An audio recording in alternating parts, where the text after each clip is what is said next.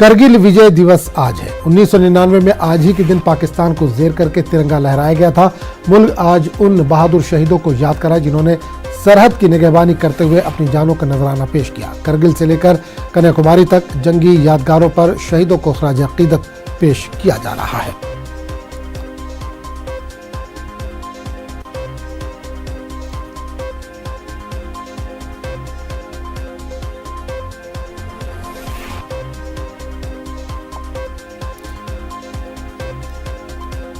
तो नाज़रीन, आप तस्वीरों के ज़रिए भी देख सकते हैं कि आज मुल्क भर में करगिल दिवस मनाया जा रहा है। विजय दिवस के तौर पर आज इसको मनाया जा रहा है। 1999 में आज ही के दिन पाकिस्तान को हमारी फ़ौज ने जेर किया था और तिरंगा लहराया था। मुल्क आज उन बहादुर शहीदों को याद कर रहा है। कश्मीर से लेकर कन्याकुमारी तक शहीदों को याद किया जा रहा है जिन्होंने सरहद की निगहबानी करते हुए अपनी जानों का नजराना पेश किया था।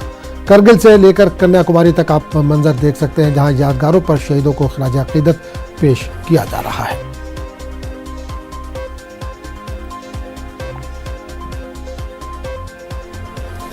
सदर जमहूरिया द्रौपदी मुर्मू ने करगिल विजय दिवस पर शहीदों को खराज अकीदत पेश किया। इन्होंने ट्वीट किया कि आज का दिन हमारे फौजियों की गैर मामूली बहादुरी और पुख्ता अज़ाइम की अलामत है।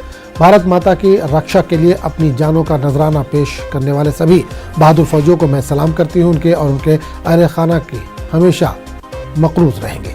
जय हिंद।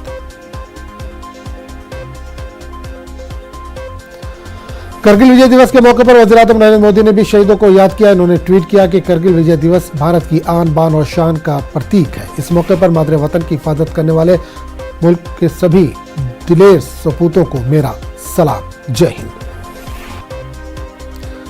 और इस पूरे मामले पर बात करेंगे, हमारे साथ हमारे नुमाइंदे विनीत इस वक्त जुड़े हैं। विनीत, आज मुल्क विजय दिवस के तौर पर मनाया जा रहा है, किस तरह का मंजर दिल्ली में आप देख पा रहे हैं? आज निश्चित तौर पर मैं आपको बताना चाहूंगा कि कारगिल विजय दिवस के तौर पर देश में जो है वो कृतज्ञ देश जो है वो देश के उन सेनानियों को याद कर रहा है जिन्होंने अपनी बलिदान दी और उस बलिदान के बाद जिन्होंने जीत हासिल की और उसी की जो जयंती है, वर्षगांठ है, उसे ही कृतज्ञ राष्ट्र जो है वो मना रहा है। साफ तौर पर वे इस दिवस के तौर पर सभी जो जिन सेना के जवानों ने अपनी वीरगति को प्राप्त हुई, अपनी जान की कुर्बानी दी, उन्हें कृतज्ञ राष्ट्र जो है वो याद कर रहा है। साथ ही साथ तौर पर इसको लेकर के विशेष तैयारी भी जो है वो दिल्ली सहित पूरे देश में की गई है। इसको लेकर के जो प्रधानमंत्री सहित विभिन्न जो देश के नेता हैं उन्होंने उनमें सूरवीरों को याद किया, श्रद्धांजलि दी। इसके साथ ही साथ अगर हम बात करें कि सरकारी स्तर पर तो कार्यक्रम हो ही रहा है, साथ ही साथ बीजेपी राष्ट्रीय अध्यक्ष जेपी नड्डा जो है वो आज शाम को 4:30 बजे करगिल में के जो शहीद है उसे श्रद्धांजलि देने के लिए जो आयोजित कार्यक्रम है उसमें शिरकत करेंगे, पार्टी राष्ट्रीय मुख्यालय में शिरकत करेंगे। तो साफ तौर पर जहां पर सरकारी स्तर पर विभिन्न कार्यक्रमों का आयोजन किया जा रहा है, वहीं पर पार्टी के स्तर पर, बीजेपी के स्तर पर भी कई कार्यक्रमों को आयोजित किया जा रहा है। और साफ तौर पर जो सूरवीर हैं, देश के जवान हैं, देश के सपूत हैं, उन्हें श्रद्धांजलि देने की जो तैयारी है वो पार्टी ने की है, देश ने की है और पूरा देश जो है उन शहीदों को नमन कर रहा है और उन्हें अपनी श्रद्धांजलि जो है वो अर्पित कर रहा है। जी आजम। चलिए विनीत, बहुत बहुत शुक्रिया इस तमाम जानकारी के लिए। और तस्वीरों में देख सकते हैं राजनाथ सिंह जो शहीद जवान है उन्हें खराज अकीदत पेश कर रहे हैं। मुल्क आज उन जवानों को याद करा जो करगिल में जो पाकिस्तान से जंग हुई थी उस दौरान शहीद हो गए थे। उन्होंने मुल्क की हिफाजत करते वक्त अपनी जान निछावर कर दी थी। तो राजनाथ सिंह उन जवानों को इस वक्त खराज अकीदत पेश कर रहे हैं।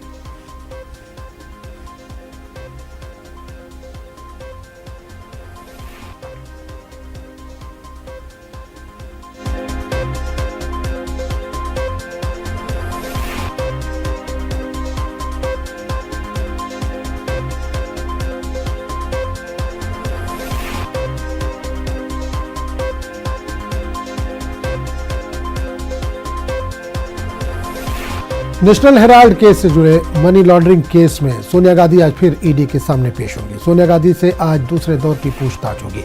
11:20 पर सोनिया गांधी ईडी दफ्तर रवाना होंगी। जराये के मुताबिक प्रियंका और राहुल गांधी सोनिया गांधी के हमरा ईडी दफ्तर जाएंगे। इससे कबल 21 जुलाई को ईडी ने सोनिया गांधी से 2 घंटों तक पूछताछ की थी। एजेंसी ने सोनिया गांधी से 28 सवाल किए थे। ईडी के सामने पेशी के खिलाफ कांग्रेस आज भी एहतजाज करेगी। इससे पूरे मामले पर बात करेंगे अपने नुमाइंदे रवि सिसोदिया से, जो इस वक्त हमारे साथ दिल्ली से जुड़े हैं। रवि, काफी अहम खबर है, नेशनल हेराल्ड केस में सोनिया गांधी की आज फिर से ईडी के सामने पेशी है। आज दूसरा दिन है पेशी का, दूसरी बार वो पेश हो रही है। किस तरह का मंजर देख पा रहे हैं? क्या आज भी कांग्रेस की तरफ से एहतजाज किया जा रहा है इसको लेकर?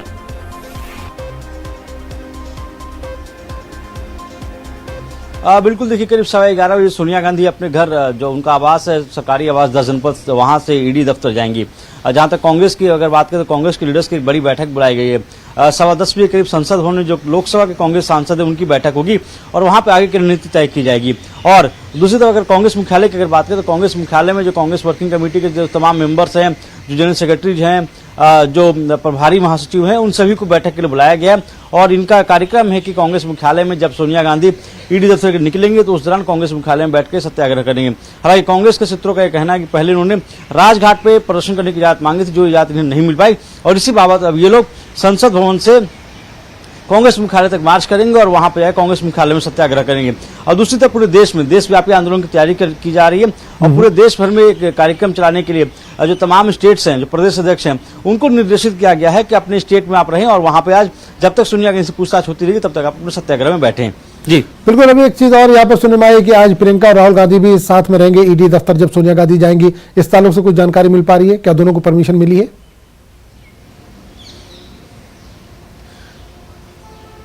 बिल्कुल, देखिए पिछली बार भी प्रियंका गांधी ने परमिशन मांगी थी और कहा था कि स्वास्थ्य का हवाला दिया गया था सोनिया गांधी खराब स्वास्थ्य का, उसके बाद उनको साथ देने की इजाजत दी गई थी। आज भी कमोबेश वैसा ही होगा। सोनिया गांधी के साथ राहुल गांधी और प्रियंका गांधी दोनों जाएंगे। हालांकि उनको सिर्फ गेट तक जाने की अनुमति होगी और प्रियंका गांधी को अंदर जाने की अनुमति है। प्रियंका गांधी वहां जाकर दूसरे रूम में बैठ सकती हैं, लेकिन अंदर जाने की अनुमति प्रियंका गांधी को नहीं होगी। तो एक कोशिश जरूर इनके साथ है कि एक सॉलिडरिटी दी जाए। दूसरी तरफ अगर आप देखें तो एक अहम चीज ये भी निकल के सामने आ रही है कि कांग्रेस की तरफ से तमाम विपक्षी दलों से इस मसले बातचीत की जा रही है कि विपक्षी दल के नेता भी जो धरना प्रदर्शन उसमें वो शामिल हो। क्योंकि पिछले दिनों आपने देखा होगा कि कोलकाता में जिस तरह से टीएमसी के एक लीडर को ईडी के मामले में गिरफ्तारी की गई है, पूछताछ के लिए बुलाया गया था, उसके बाद से तो तमाम विपक्षी दल है वो एकजुट होना दिखना चाहते हैं और इस मसले पर सरकार को घेरने की कोशिश कर रहे हैं। तो 10:15 बजे एक बैठक होगी संसद भवन में और उसके बाद जो तमाम कांग्रेस सांसद है वो कांग्रेस मुख्यालय पहुंचेंगे और वहां धरने में बैठेंगे। जी चलिए रवि, बहुत बहुत शुक्रिया इस तमाम जानकारी के लिए। गुजरात में मुबैना तौर पर जहरीली शराब पीने से 24 अफराद की मौत हो गई है। बोटाद और धंधका में 9 अफराद की मौत हुई है। कई अफराद अस्पताल में जेर इलाज है, उनमें कुछ की हालत नाजुक बताई जाती है। भांगर सिविल हॉस्पिटल में एक खातून समेत 18 जबकि बोटाद के अस्पताल में 4 अफराद जेर इलाज है। मामला रोशनी में आने के बाद रियासती हुकूमत ने इस मामले में जांच का हुक्म दिया है। ख्याल है कि गुजरात में शराब बनाने, बेचने और पीने पर पाबंदी आयद है। उधर गुजरात के दौरे पर पहुंचे आम आदमी पार्टी के कौमी कन्वीनर अरविंद केजरीवाल ने जहरीली शराब पीने से हुई अमवात पर दुख का इजहार किया। इन्होंने सवाल किया है कि जब रियासत में शराब पर पाबंदी है तब ये कारोबार कैसे चल रहा है, इसकी जांच होनी चाहिए।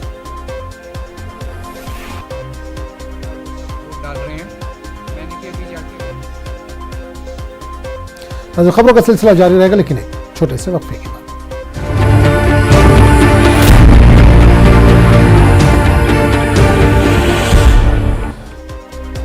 गुजरात में मुबैना तौर पर जहरीली शराब पीने से 24 अफराद की मौत हो गई है। कई अफराद अस्पताल में जेर इलाज है, उनमें कुछ की हालत नाजुक बताई जा रही है। भांगर सिविल हॉस्पिटल में एक खातून समेत 18 जबकि बोटाद के अस्पताल में 4 अफराद जेर इलाज है। इस पूरे मामले पर बात करेंगे, हमारे साथ प्रकाश सोलंकी फोन लाइन के जरिए हमारे साथ जुड़े। प्रकाश, बड़ी खबर आ रही है गुजरात से, शराब पीने जो कि जहरीली शराब पीने से 24 लोगों की मौत की खबर है। क्या ताज़ा अपडेट है इस वक्त आपके पास? जी, बात कर जाए तो जो बोटाद जिला का बरवाड़ा तहसील है और अहमदाबाद जिला का जो धंधुका तहसील है, वहाँ के कुछ 40 जितने आदमी थे उन्होंने जहरीली शराब पी थी जैसी आती है, जिसके कारण कुल 24 लोगों की मौत हो चुकी है, जिसमें बरवाड़ा तालुका के 15 और धंधुका तालुका के 9 लोगों, इस तरह के कुल 24 लोगों की मौत हो चुकी है। और मौत के पगले जो पुलिस है उन्होंने सख्त कार्रवाई की है। अभी लगिन में कुल 15 लोगों को उन्होंने राउंड अप कर दिया, उनकी तपास चल रही है। और खास करके यह जो दारू है उसमें केमिकल का उपयोग किया गया हो ऐसी अभी जानकारी मिल रही है। मतलब पुलिस ने जो केमिकल का उपयोग किया था उस शख्स की भी अटकायत कर चुके, उसकी भी तपास शुरू की गई है। और जो बोटाद पुलिस के एसपी है वो थोड़ी ही देर में प्रेस कॉन्फ्रेंस करेंगे और जो इसमें जो आरोपी है उनके सामने 200, 302 की कलम सहित अलग अलग कलमों को भी लगाया जाएगा। बिल्कुल प्रकाश, गुजरात में शराब बेचने पर या बनाने पर पाबंदी है, तो ये शराब क्या गुजरात में ही बनाई गई थी या कहीं बाहर से लाई गई थी, इस ताल्लुक से कुछ जानकारी मिल पा रही है? जी चौक्कस जो बात करी जाए तो जो ये शराब है ये बरवाड़ा तहसील का जो चौकड़ी गांव है वहाँ ही बनती है। कई समय से यहाँ देसी दारू बन रहा है और इस यहाँ उसका बेची भी जाती थी। पुलिस ने कई बार कार्रवाई भी किया, लेकिन बुटलेगरों हुए वो बेफाम थे, वो फिर भी बेचते थे। इसलिए देसी दारू के बाद उन्होंने केमिकल बेचने का भी शुरू किया था और जिसके कारण अभी जो 24 लोगों हैं उनकी मौत हो चुकी है। चलिए, बहुत बहुत शुक्रिया इस तमाम जानकारी के लिए प्रकाश।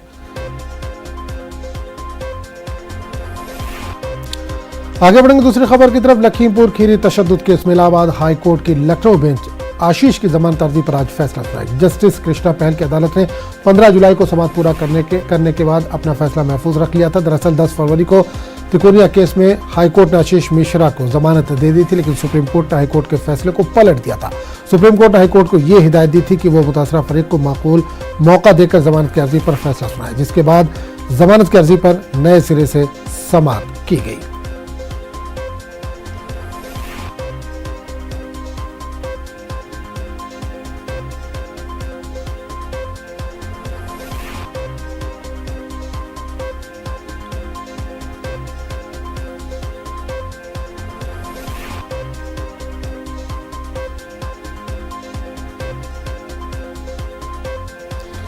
महाराष्ट्र में शिवसेना बमुकाबला शिवसेना के बीच महाराष्ट्र के साबिक वज़ीर आला उद्धव ठाकरे ने सामना को खास इंटरव्यू दिया है। इन्होंने इस दौरान शिवसेना से अलग होने वाले अरकान असेंबली समेत बीजेपी को सख्त तनकीद का निशाना बनाया। इन्होंने कहा कि शिवसेना हिंदुत्व के लिए हुक्मरानी करती है और वह हुक्मरानी के लिए हिंदुत्व का सहारा लेते हैं। वहीं इन्होंने कहा कि जिन लोगों ने पार्टी से अलग राह हमवार की है, इनका शिवसेना से कोई ताल्लुक नहीं, वो एहसान फरामोश है। अब अच्छे लोग पार्टी में शामिल होंगे। जबकि उद्धव ठाकरे ने यह भी चैलेंज किया है कि इनका कोई ऐसा अमल या फैसला सामने नहीं लाया जा सकता जो हिंदुत्व के मुखालिफ हो। मी शांत कसा, तर मला चिंता नाहीये। चिंता माझी नाहीये, शिवसेनेची तर बिलकुल नाहीये।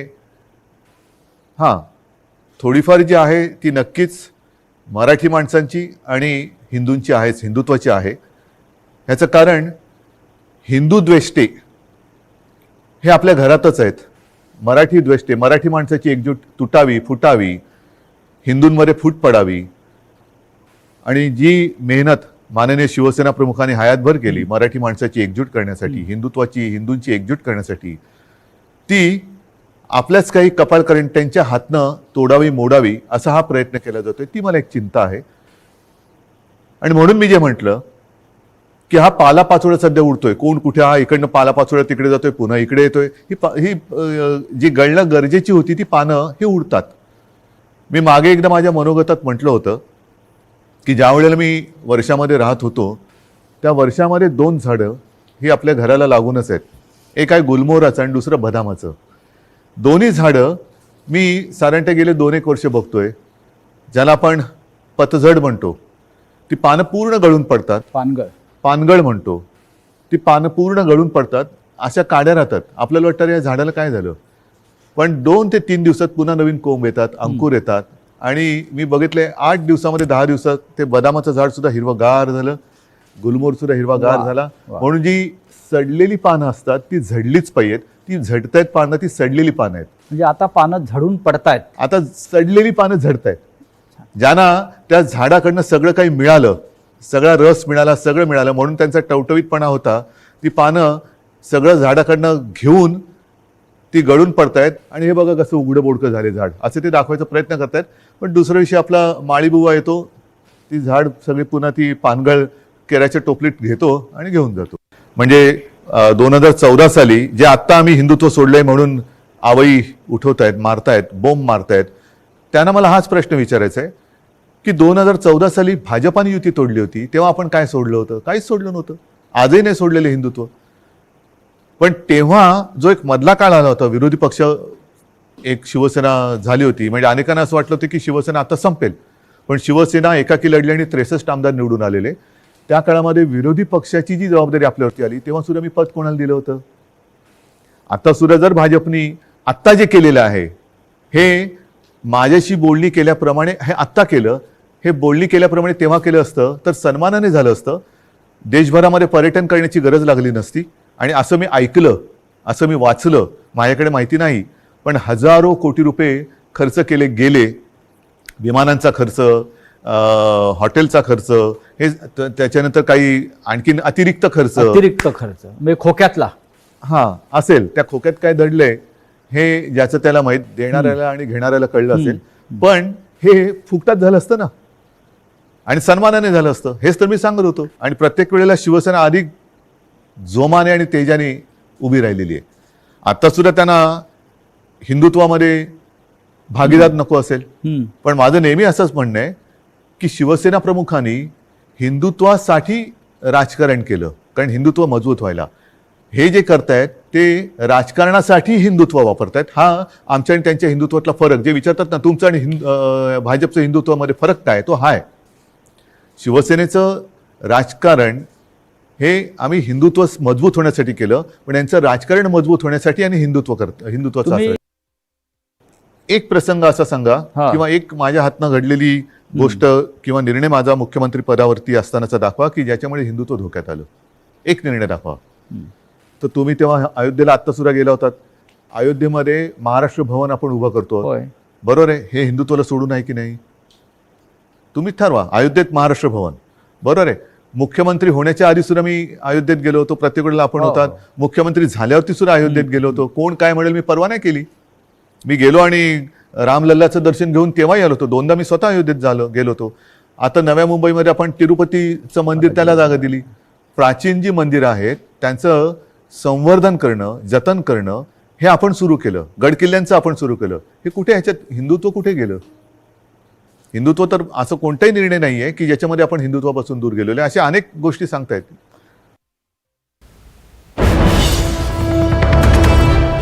बड़ी खबर इस वक्त मरकजी वज़ीर दाखिला अमित शाह ने किया ट्वीट। करगिल विजय दिवस मुसल्लह अफवाज की बेमिसाल हिम्मत और बहादुरी की अलामत, आज बहादुर जवानों को याद करने का दिन। तो बड़ी खबर इस वक्त मरकजी वज़ीर दाखिला अमित शाह ने किया ट्वीट। करगिल विजय दिवस मुसल्लह अफवाज के बेमिसाल हिम्मत और बहादुरी की अलामत, आज बहादुर जवानों को याद करने का दिन।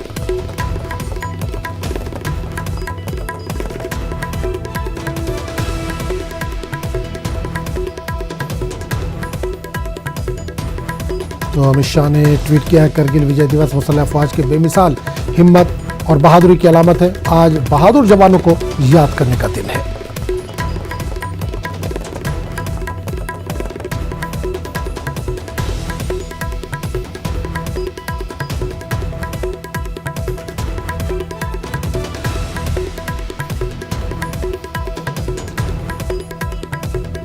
तो अमित शाह ने ट्वीट किया, करगिल विजय दिवस मुसल्लह अफवाज के बेमिसाल हिम्मत और बहादुरी की अलामत, आज बहादुर जवानों को याद करने का दिन है।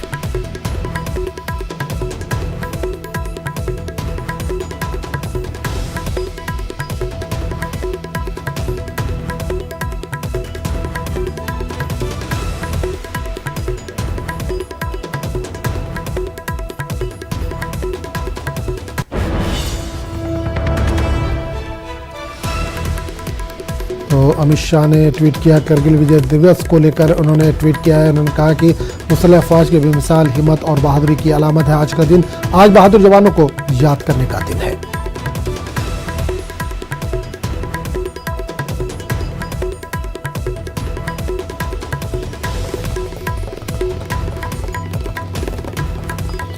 तो विजय दिवस के मौके पर मरकजी वज़ीर दाखिला अमित शाह ने ट्वीट किया, करगिल विजय दिवस मुसल्लह अफवाज के बेमिसाल हिम्मत और बहादुरी की अलामत है। एक और बड़ी खबर इस वक्त आ रही, कोरोना के ताल्लुक से 14,830 नए मामलों की कोरोना की तस्दीक हुई। कोरोना के नए मामलों में आज भी कमी दर्ज की गई है। एक दिन में 36 अमवात हुई हैं। तो कोरोना के नए मामलों में आज भी कमी दर्ज की गई है। एक दिन में 36 अमवात हुई हैं, जबकि 14,830 नए मामलों की तस्दीक हुई है। कोरोना के नए मामलों में आज भी कमी दर्ज की गई है। 36 अफराद की आज मौत हुई है, जबकि 14,830 नए मामलों की तस्दीक भी हुई है।